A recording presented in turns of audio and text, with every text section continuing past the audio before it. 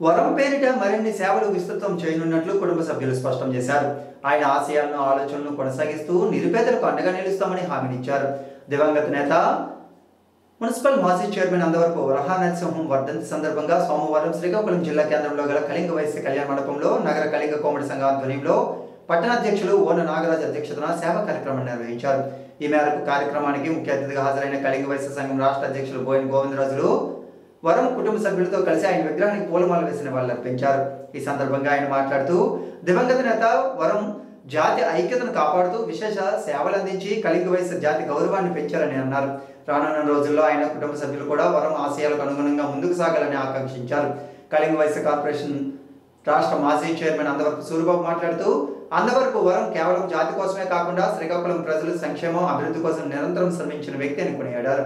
Municipal మాజీ chairperson Paidisetti జయంతి మాట్లాడుతూ తన తండ్రి నేడు మన అందరి మధ్య లేకపోయినా ఆయన ఆశయాలను కొనసాగిస్తున్నామని తెలిపారు. సంఘం పెద్దల సూచనలు సలహాలతో ముందుకు వెళ్తామన్నారు. పలువురు సంఘం పెద్దలు మాట్లాడుతూ రానున్న కాలంలో వరం జయంతి వర్ధంతి కార్యక్రమాలను కుటుంబ సభ్యులతో పాటు సంఘం తరఫున కూడా అత్యంత ఘనంగా నిర్వహించాలని కోరారు. అనంతరం అంగవైకల్యం గల నిరుపేదలకు వీల్ చైర్లను అతిథుల చేతుల మీదుగా అందజేశారు.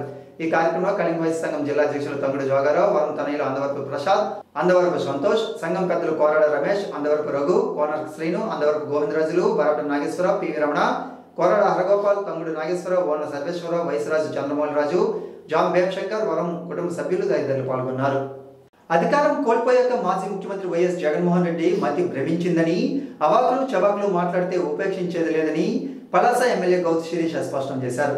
ప్రజలకు అకారణంగా వచ్చిన ప్రకృతి వైపరీత్యాలతో కష్టం కలిగిందని తెలిసిన వెంటనే గత 36 గంటలుగా వరద ముంపు ప్రాంతం విజయవాడలో బాధితులను వాదార్చి వారికి సహాయక చర్యలు అందిస్తున్న వ్యక్తి నారా చంద్రబాబు నాయుడు అయితే ఓటమి అనంతరం ప్రజల కష్టం పట్టించుకోకుండా ఎక్కడున్నారో తెలియని వైనం వైకాపా అధినేత జగన్మోహన్ రెడ్డిదని గౌతు శిరీష తనదైన శైలిలో విమర్శించారు.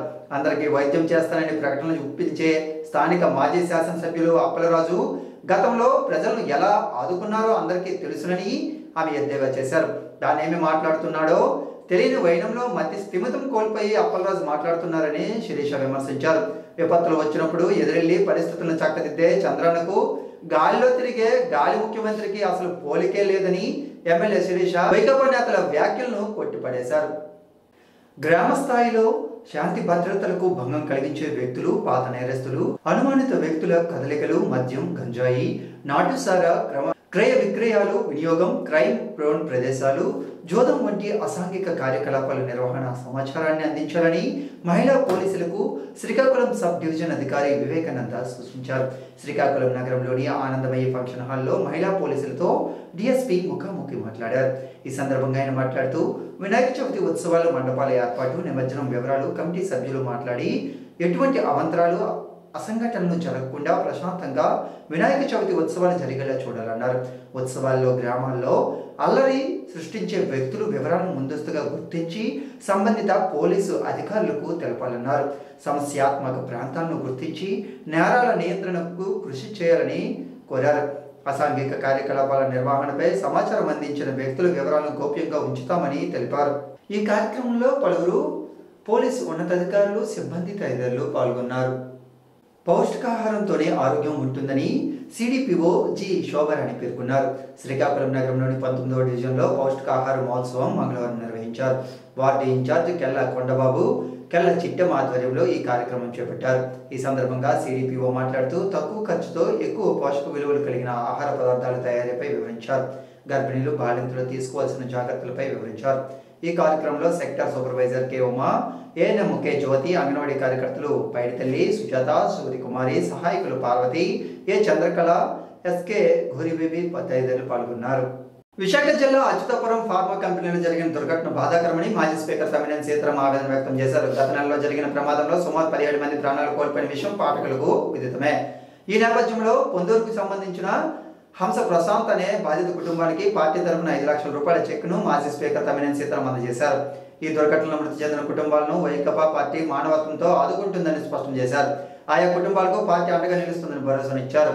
ఈ కార్యక్రమంలో యువ నాయకులు తమ్మినేని చిరంజీవినాగ్, ప్రసార విభాగ జోనల్ ఇన్ఛార్జ్ చింతాడ రవికుమార్, కోట గోవిందరావు, జడ్పీటీసీ లోలి కాంతారావు, మాజీ పిఎస్సిఎస్ అధ్యక్షులు కొంచెం రణమూర్తి తదితరులు ఉన్నారు.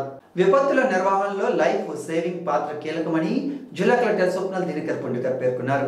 లైఫ్ సేవింగ్ ప్రక్రియను గురించి మంగళవారం లైఫ్ సేవింగ్ స్పోర్ట్స్ అసోసియేషన్ రాష్ట్ర అధ్యక్షులు సిహెచ్ వెంకట్, జాతీయ స్విమ్మర్ ఎస్కే సువాన్, జిల్లా వినియోగదారుల సంఘం గౌరవ అధ్యక్షులు బుడుమూరు శ్రీరామ్మూర్తి జిల్లా కలెక్టర్ దృష్టికి తీసుకువెళ్లారు. ప్రకృతి వైపరీత్యాలు సంభవించిన సమయాల్లో నీటి ప్రమాదాల నుండి ప్రజలను కాపాడే విధానం, పద్ధతులను గురించి వారు కలెక్టర్ వివరించారు. జాతీయ స్విమ్మర్ ఎస్కే సుభాన్ సంఘం ఆధ్వర్యంలో చేపట్టిన కార్యక్రమాలను కలెక్టర్ తెలిపారు. ఈ సందర్భంగా కలెక్టర్ వారిని అభినందించారు. అదనపు లైఫ్ సేవింగ్ సామగ్రి ఏర్పాటుకు కృషి చేస్తానని కలెక్టర్ వారితో చెప్పారు. ప్రభుత్వ ప్రజల అవసరాల నిమిత్తం తమ సంఘం సభ్యులను వినియోగించుకోవాలని వారు కోరారు. సామాజిక కార్యకర్త బీవీఎస్ఎన్ రాజు, సీనియర్ స్విమ్మర్లు కిషోర్ తదితరులు కలెక్టర్ను కలిసిన వారిలో ఉన్నారు. వాసవి క్లబ్ వారోత్సవాల సందర్భంగా మంగళవారం నిత్యావసర సరుకులను పంపిణీ చేశారు. శ్రీకాకుళం నగరంలోని ఖ్యాతి వృద్ధ జనాశ్రమంలో 3 రైస్ ప్యాకెట్లు, 5 మగ్గులు, 2 డస్ట్బిన్లు, 20 స్టీల్ గ్లాసులు, 20 స్టీల్ కంచాలు పంపిణీ చేశారు. అలాగే బెహ్రా మనోవికాస్ కేంద్రానికి 25 కేజీల బియ్యం, నిత్యావసర సరుకులు, బిస్కెట్లు పంపిణీ చేశారు. ఈ కార్యక్రమంలో పేర్ల మహేష్, అంతర్జాతీయ administrative vice president zone chairperson Mamidipaka Sudhakar, VSL Narasimham, Maturu Deepak, Mamidipaka Venkatrao, Granthi Nani, పట్నాల ఆనంద్ తదితరులు పాల్గొన్నారు.